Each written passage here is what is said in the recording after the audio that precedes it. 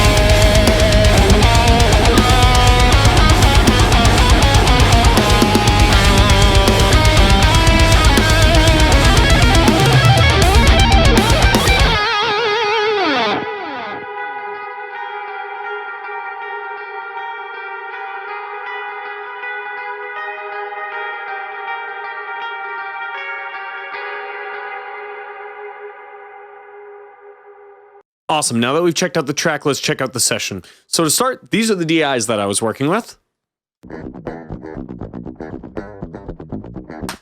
Brutal, I know. So let's open up Toneforge Jeff Loomis. And let's do a quick overview of the plugin. So we've got your normal stuff, gate, input, output controls, tuner, manual. What's really cool now is there's a live group. I don't remember seeing this ever, but I really dig that you can actually MIDI control this now. And you can even do mono or stereo by this part over here. Let's go back to the actual modules that are in it. You've got your pedal section, which is going to have your compressor and overdrive. Your amp section, which is going to have a clean, rhythm, and lead amp. You've got your cab section, and what's really cool about this one is it doesn't just have Joey's match cab and the classic 4x12 stuff, but they've also got IRs from Bogren Digital matched up in here. Correct me if I'm wrong, but I'm pretty sure this is the first Toneforge that's actually allowed you to blend multiple IRs at once. And this sounds awesome.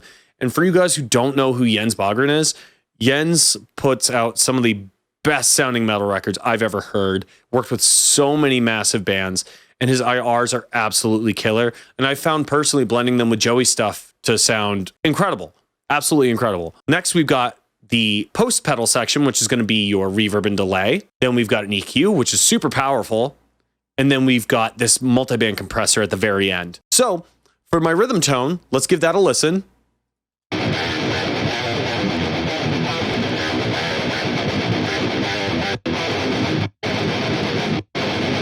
As you can see, it's a pretty pissed off tone, so I'll give you a quick walkthrough on what I did with that.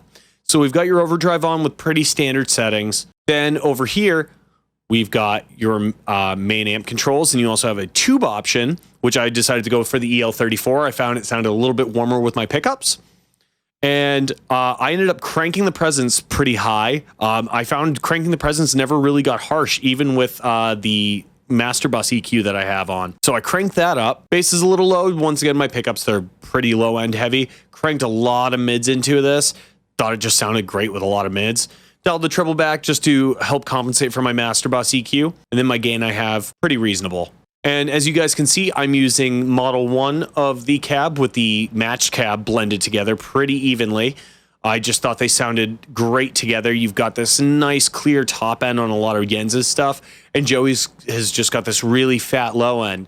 So blending them I found really got exactly what I was looking for. Then on the EQ section, I'll let you guys hear before and after what I did. I didn't do too much though, to be honest. All I did was a little bit of cut at 240 and a very minimal boost at 1.5K. And this is what it's like before and after.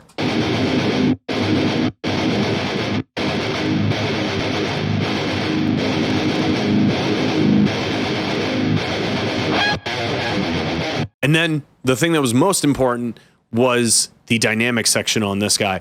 So with it off, you'll hear that the low end tends to bloom a bit, gets a little bit almost wompy sounding, like womp, womp, womp. And this kind of helps take care of that. So I have it actually going all the way up to 300.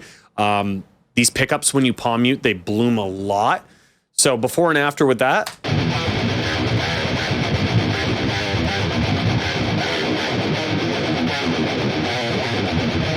And specifically on these palm mutes.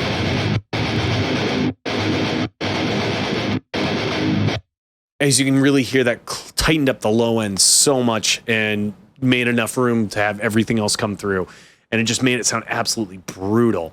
And then as far as what I did post, just a little bit of minimal stuff. I tend to have bigger guitar tones and carve away at them. I go a little bit too heavy on my mids. I like the way it feels when I play like that though. So before and after on my post EQ.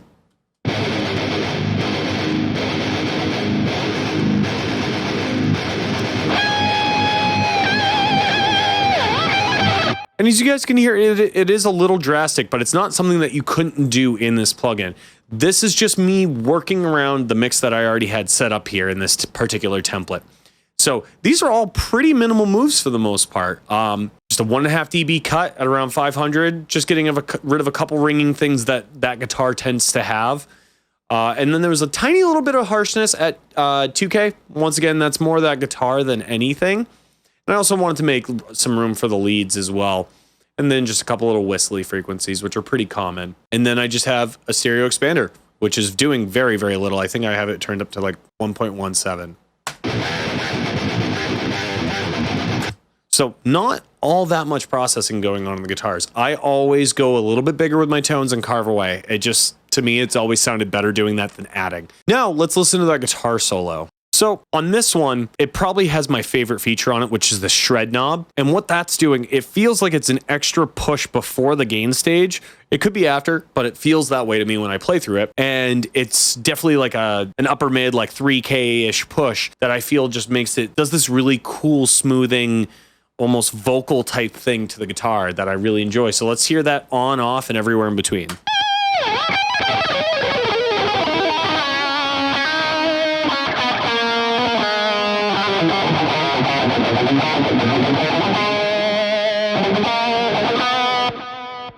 So, like I said, playing with that, it feels so good having that shred knob up. It does make it actually easier to shred, oddly enough. Maybe that's why Jeff Loomis is so good and I'm not. He doesn't need that knob. He's just perfect. So, once again, pretty standard EQ again. Just have my mids cranked up a bit. I like really mid-sounding guitar leads. I'm using the same IRs as before. They just sounded great all across the board. Then I've got a little bit of reverb and delay. If you guys look at this, I'm sure you can kind of pick up what type of reverb this is based on. But I'm using a plate, using a little bit of the mod. I thought it sounded cool. And then just a quarter note delay. Nothing crazy. I like the tone washed out a little bit though. I like having more lo-fi repeats. And that just did that for me. Then on the EQ section, I normally high pass my leads pretty high. But in this case, I actually just decided to use the built-in EQ and do that. I'll show you guys what I did before and after, on and off.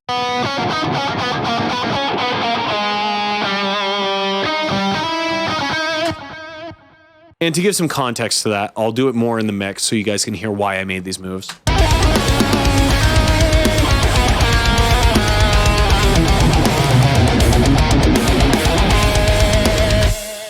So as you can hear, it gave some more low-end room to the rhythm guitars, which really need it. So that's why there's that big cut. I did do a little bit of a boost at 3K because it just wanted to jump out a little bit more, and that's where it seemed to jump out the most. And then I did a little bit of a cut at 5K. Like I said, I like really smooth-sounding leads. This is basically just counteracting my master bus EQ that I have on here because I already have a boost at 5K. And then once again, I just have this going. It's not doing too much, but it is helping out a little bit on the low end. Then we've got this clean tone over here.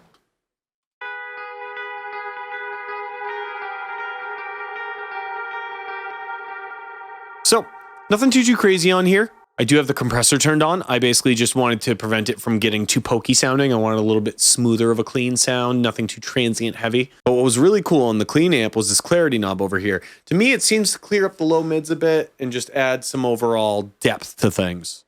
And clarity.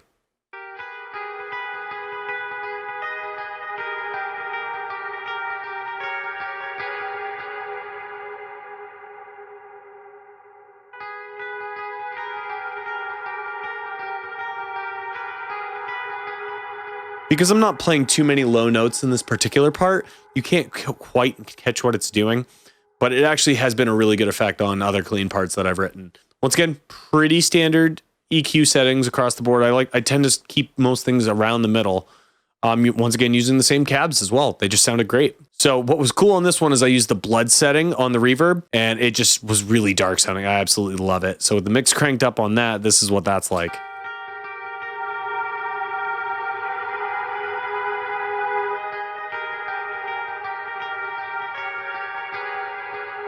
I don't know, to me, that just sounds really, really cool being drenched like that. The blood one just fit the vibe perfectly. It's kind of dark and eerie. I like it. Then we've got the Echo Man. Once again, pretty similar delay settings. I just have my mix cranked up a little bit higher. I like having a more wet, clean tone. It adds a lot of ambiance. And then the EQ, I did go a little heavy on this one just because of my personal preference for cleans. So I actually dumped out everything at 200, added a little bit of 3K, and just added a little bit of low mids just because it felt a little anemic. So let's hear what that sounds like on and off.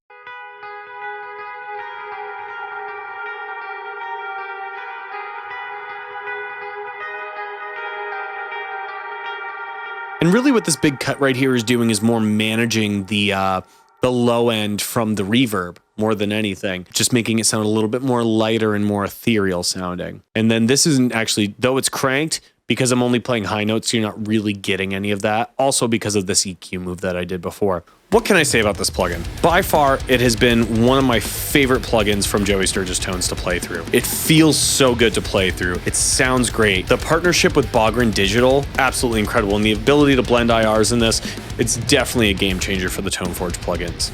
The shred knob, it really does make it easier to shred, and it really does capture that Jeff Loomis vibe. Jeff has been one of my all-time favorite guitar players. My best friend Cameron introduced him to me when I was 14 and been obsessed ever since.